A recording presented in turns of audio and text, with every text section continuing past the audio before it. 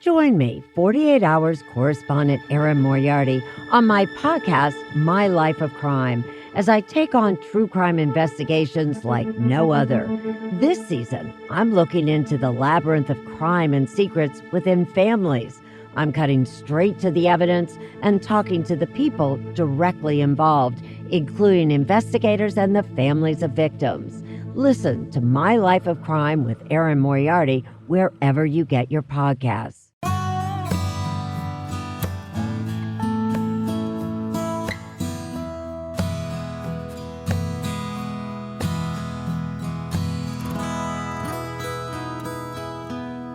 This is Central Texas Living with Ann Harder. Hello, I'm Ann Harder. Welcome to Central Texas Living podcast.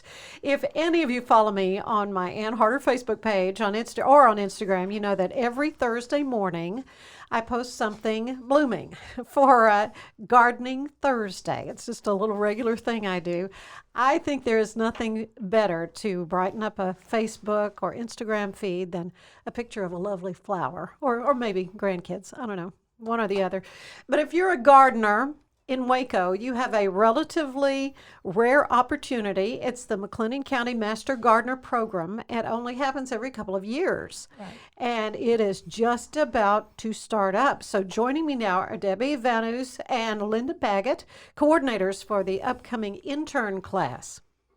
So this is something that's been on my bucket list for after retirement was we're going to do the Master Gardener program, and sure enough, here it is. Here is the opportunity. So tell me what all is involved. What do I need to know? Okay, let's first start with what exactly is Texas Master Gardeners. And in a nutshell, it's a volunteer auxiliary of Texas A&M AgriLife Extension Service.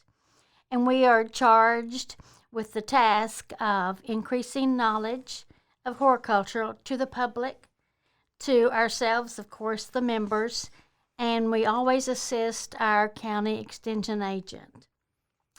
We love to think of ourselves as we learn, we teach, and we grow. Yeah. Good. Well, we already got started before we began the podcast, talking about irises. And, Right. For people that love to garden, you're just going to talk about your favorite flowers. Yes. And, with COVID being in play, people have had so much more time to put their time that they have gained into things that they normally don't have time.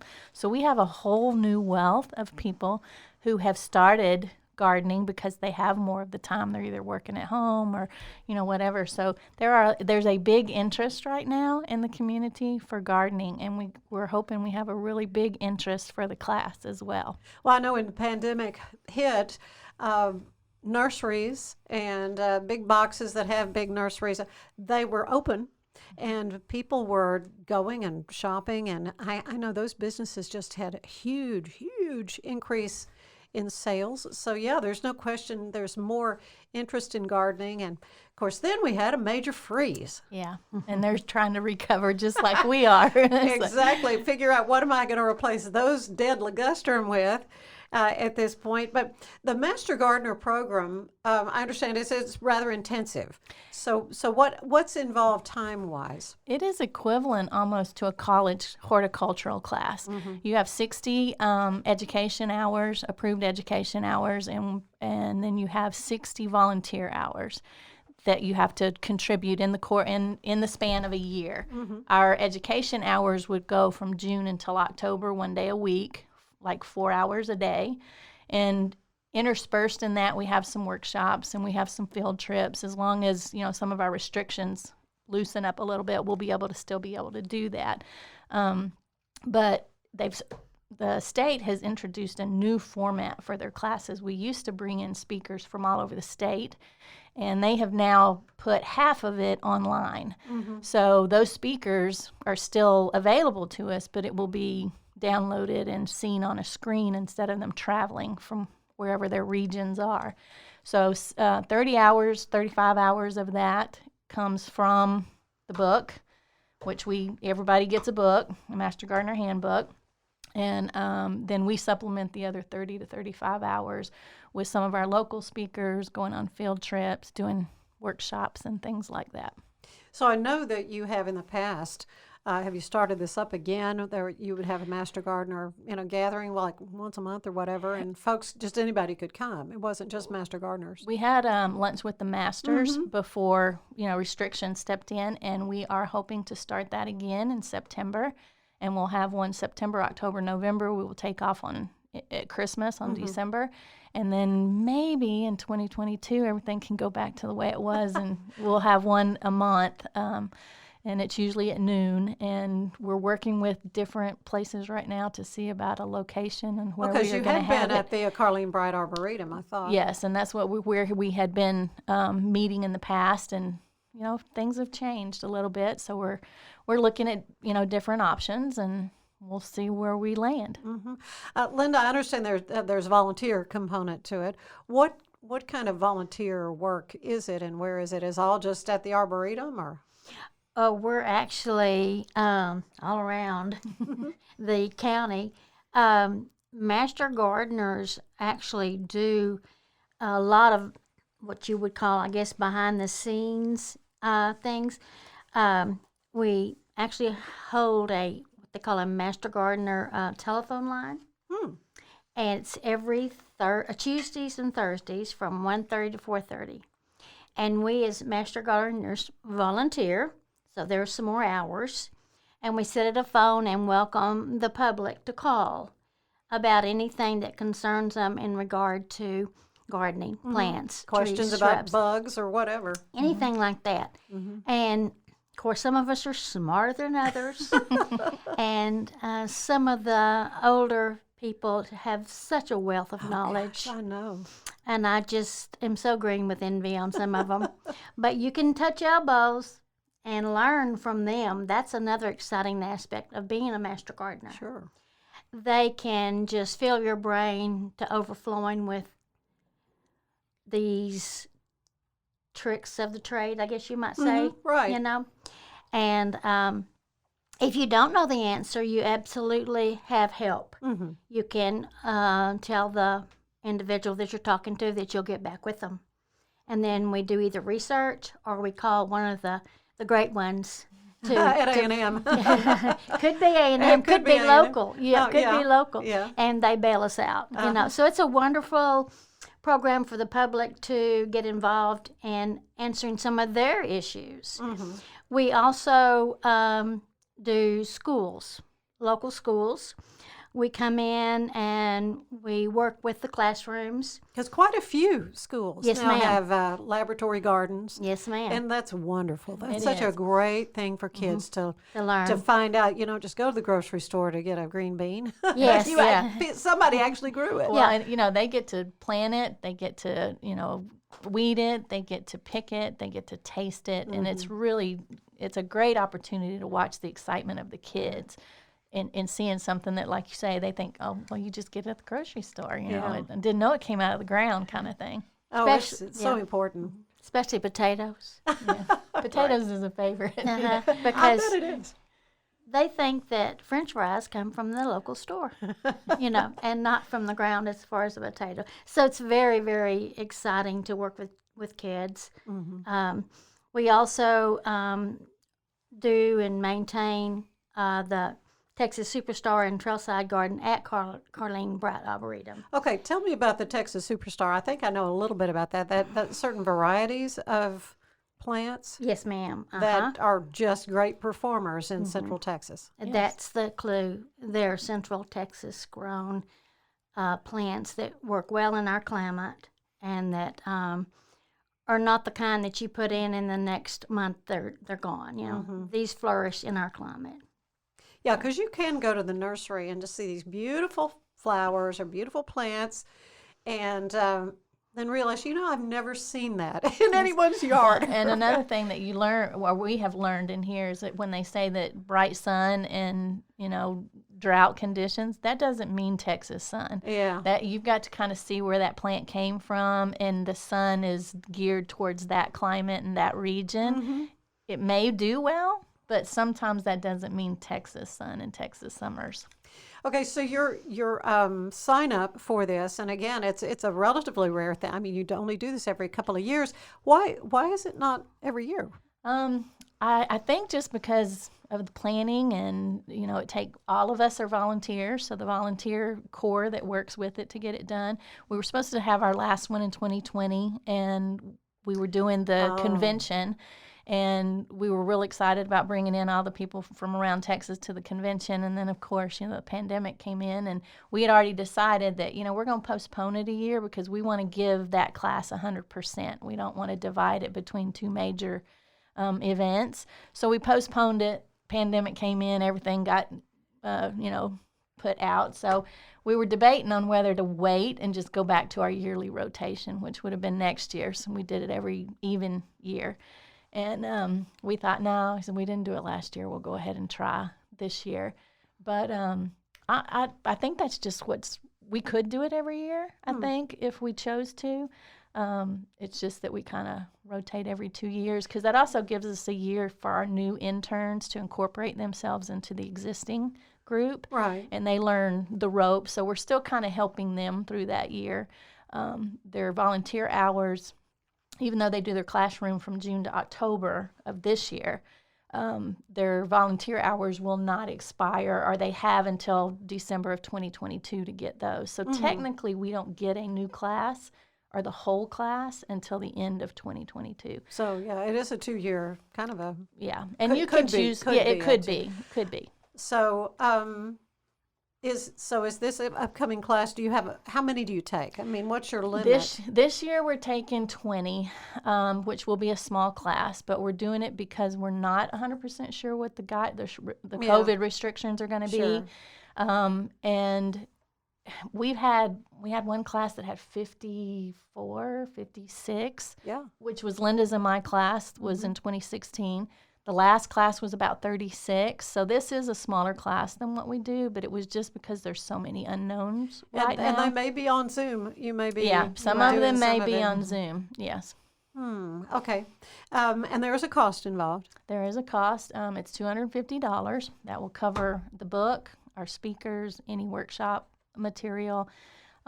Anything that they need for the class will be covered in this. If we do end up being able to go on field trips, that is covered in that as well. And so the deadline is coming up, right? Yes, we have the applications are out there now. It's available on our Facebook page. It's available at the txmg.org website, which is the state website under McLennan County.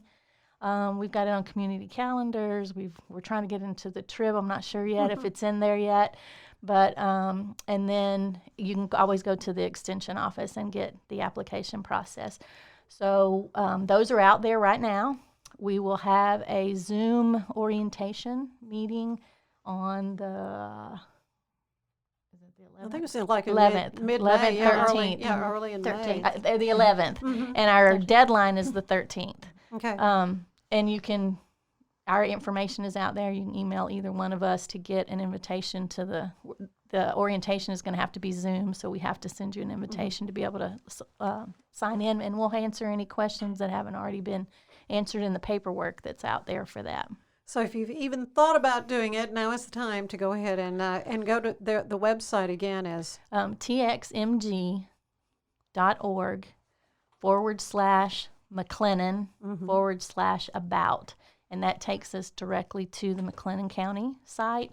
You can also go just to txmg.org and then find us if you want to go. You can totally sign up online, or do you have to download? You'll have to download, fill it out, and the application and your fees must be presented at the extension office by May the 13th. Okay, and where is the extension office? It's at 4224 Cobbs Drive in Waco. Okay.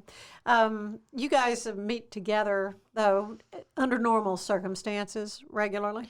Yes, we meet once a month for our business meeting, and then throughout that month, you can go and work at pretty much any one of the supported projects that we have to earn your volunteer hours, because we still have to work too to maintain our certification. Really? We still have to work too throughout the year. So how many total are there in McLennan Right now County? we have 116 active members. Because I just had lunch with a friend. She said she was in the second class that was here. Oh, really? And she's not still active. Well, we were commenting on that too. Our original class was certified in 1997, and we still have 3 of those people active in our organization at this time.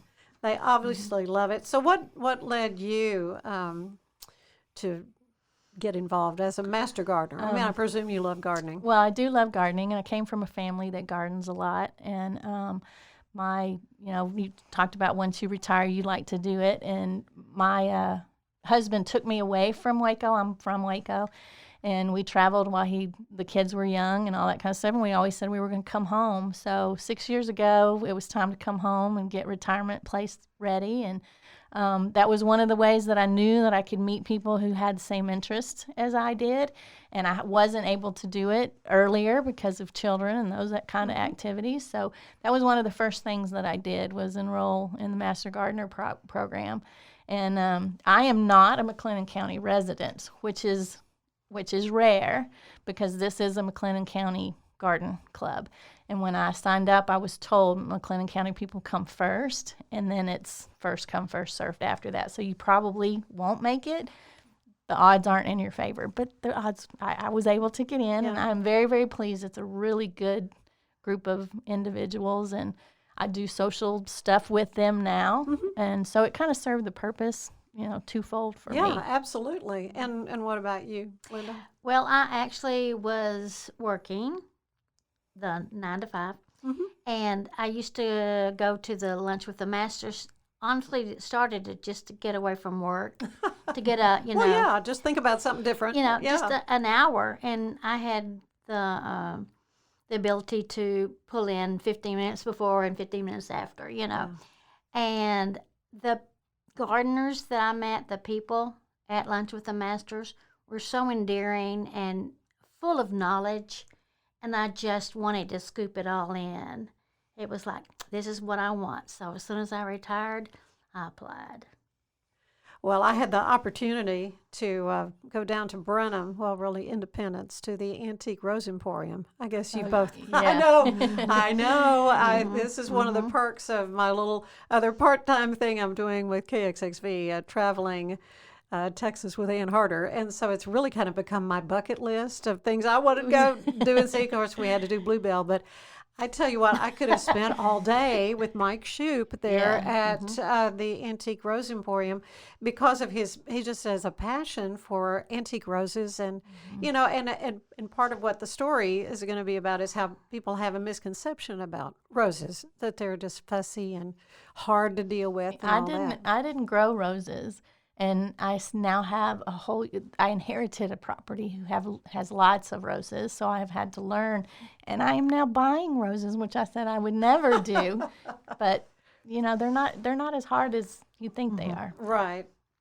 And they evoke such memories because the smell, and of course there's such variety in the colors and so forth. Anyway, so but it depends on what day of the week as far as what my passion is. And lately it's been irises, because irises are blooming now, and they're just so lovely, and there's so many jillions of varieties of them too. Do you have a favorite, Linda? I have irises. And the prolific colors that come in one stem. Like you said, it could be from a dark, dark purple all the way to a violet, and then there's a tinge of yellow or a tinge of red. And I think the most beautiful creation are those those irises, excuse me. Well, in things that I never used to care for much, like cannas, I thought, no, I'm just crazy about cannas, because there are so many hybrid beautiful. Yeah. And they're so showy and so I've really changed so much in my, what I appreciate as far as gardens. But I think part of the message that I got yesterday at Antique Rose Emporium was, you don't have rose beds, you have gardens that have roses in them. Correct. And that's kind of how mine is. And there are rose gardens, but mine have a rose here, and it's in with salvias and things like that. So it's just wherever it needs a little higher pretty piece, a rose goes in there. What is the biggest thing that you would say you have taken away from your time as a Master Gardener? You were in 2016 class, is that what you said? Yeah, we were 2016. Just how much I didn't know. I mean, I thought I knew quite a bit, but and we're in an age now where we really need to start thinking about how we use. We should have started a long time ago, but how we use our land and how to conserve water and still have beautiful yards and plants and things like that. So the knowledge, I think, has been the most, as well as the people. I've met lots of wonderful, wonderful people through Master Gardeners. It's a good bunch. Yeah, what about you, Linda? Oh, it's absolutely the camaraderie that you establish, and you can go from one gardener to the other and just absorb the knowledge that they have. I didn't know that, and I didn't know that either, but somebody there does know. Yeah. And it's like, oh, it's going to be a fun day because you're going to know so much more than you did. Just like you said, cannas. You didn't think anything of cannas. Well, when you start really getting into plants and what's available, it opens up a whole new world. Your eyes get bigger, and it's like, I can grow that. I can grow that. And propagation. I never knew anything about propagation. Right, and you can save a lot of money doing Yes, that. you can. Certainly Rooting, can. if you learn how to root things and start things from seed and so forth. And I guess there's a lot of plant sharing that goes on, huh?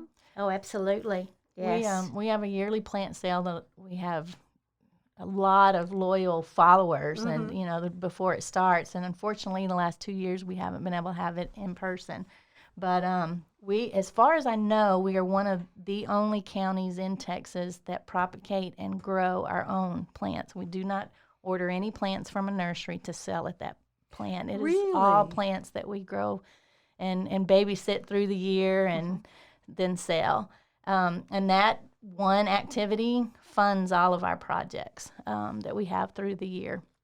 But we do, we'll know somebody else grows this, and it's like, hey, can I have a clipping of that? And hey, and we've just this past year, because of the pandemic, where we're trying to find volunteer hours where people weren't having to go out into public, and we have started a Master Gardener seed bank.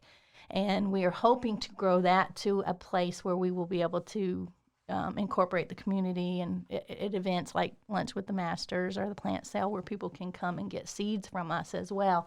But that's a baby project right now, but we are working towards making that bigger and available to the public as well. Well, that's good. And do you have is there a date for the sale? It's usually the first weekend in May. Okay. It will not be this year. Number one, because we weren't sure about restrictions with the COVID, and then winter hit us just as badly as it hit Really everybody hard. else. Yeah. So I think last year we had somewhere like 4,000 plants that we ended up having to do one-on-one kind of thing, and this year we were down to about, I think Della said 1,200. That may not be right, but we significantly lower number that we wouldn't have been able to support a sale this year because of the winter we had. So any other kind of fundraising, and what are your financial that's demands? That there is as a club? That's the only fundraising that we do. And with our projects, we buy soil and compost and mulch for those projects, and is that basically printing of our right? There's some expense involved, I'm sure. That kind of thing. But again, so the Master Gardener program is the intern program, which is for budding Master Gardeners. It's coming up, and your deadline again is May 13th. May 13th. Have those applications at the extension office. All right. Another thing we might let them know is they need to be physically able to perform volunteer hours. If you're a gardener, you're used to being out in the heat and squatting and all that kind of stuff. Yeah, there's some work so, involved. Yes, there's going to be gardening work involved. Okay. And we would hope that they would have access to a computer, Wi-Fi downloading and printing and participation in Zoom if necessary. We're at a crossroads just like everyone else. We're not sure how it's all going to come out, but we're moving forward. Yeah, it may be a hybrid. Yeah. Speaking of hybrids. Yes. And you also need to be able to pass a background check Right. because of our volunteer work in schools, schools, yes. specifically. We do ask that the background check be done. So Very good. don't want them to be surprised when that form shows up. Excellent. Well, I thank you both so much, Debbie Vanous and Linda Baggett. But your name tag, Master Gardener, McLennan County, and you out there listening could also have one of those Yes. fabulous little name tags as you join the troop of gardeners who've really gone the extra mile, really, to learn more about it and to give back to the Yeah. community. And Linda, as Linda said earlier, we're kind of behind the scenes on a lot of things that people may be aware of, but they just don't know that we play a part in it. Miss Nellie's Pretty Place in Yes. Cameron Park is one of Oh. them. That's one of my favorite projects now. Yeah. And there's, childhood memories that go along with that. But there are other things that we do that people are probably have come in contact with, and they may not realize we have a part in it. We also do the Waco Farmers Market on Saturdays. Right. Actually, across from the courthouse now. Sure. I think May the 8th, it's going to be rainwater harvesting from 9 to 1. So you have a little booth there. Yes, ma'am, we do. Right. And each month, and sometimes twice a month, it's always a new subject that they're going to handle. We have master gardeners there that have the knowledge to pretty much tell you everything you need to know in that specific subject. We're going to do garden pest, bees, of course, how wonderful the bees are, fruit trees, butterfly gardens. We cover just about all of it, and that's on Saturdays at the Waco Farmers Market, and yeah. so education really a big part of what you do Number one. in helping folks out. And you have a Facebook page again. We do. McLennan County Master Gardeners. You can search that, and we should come up. Very good. Well, I know you're going to fill that class up, and it's going to be great. And There's also a community newsletter, and they can go to the txmg.org, and on the right-hand side, there's a place that says subscribe, and anybody can subscribe to that. It's called Let's Grow, and it's for anybody in the community, as well as we have one called The Latest Dirt, which is for us, but Let's Grow is the community newsletter that goes out to anybody that wants to be on our mailing list. Oh, that's great. And thank you both for your dedication to the Master Gardener program. And I know you're spending a lot of time and effort to organize what needs to be done for this intern class, but also for just the work that you all do, making this a prettier place. I mean, that's what it's all about, isn't it? Yeah, and that's the reward of being a master gardener, It is. making things pretty. Oh, well, you guys have been great. Thank you both so much. Well, thanks Linda, for having us. Debbie, it's Yeah, been thank great you. to get to visit with you. I love talking about gardening. Well, You made it easy. We'll be waiting for you to join us. Central Texas Living is part of the Rogue Media Network family. Be sure to check out their other shows at roguemedianetwork.com. Please rate us 5 stars on iTunes and anywhere else you get your podcasts. Join us again soon for more Central Texas Living, the podcast.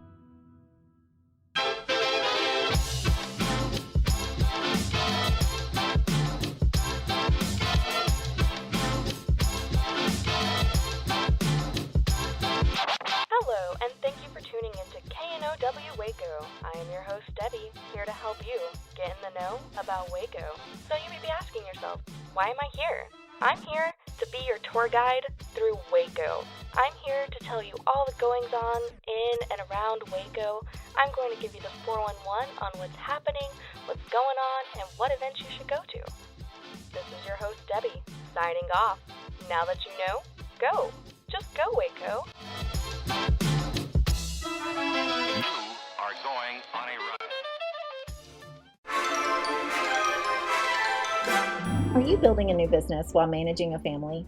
Are you tired of trying to balance home and work and everything seems to be coming up short? Then there's a podcast made just for you.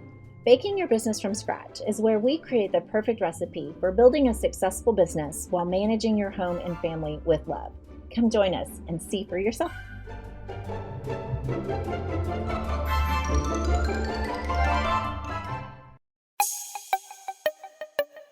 This has been a Rogue Media podcast.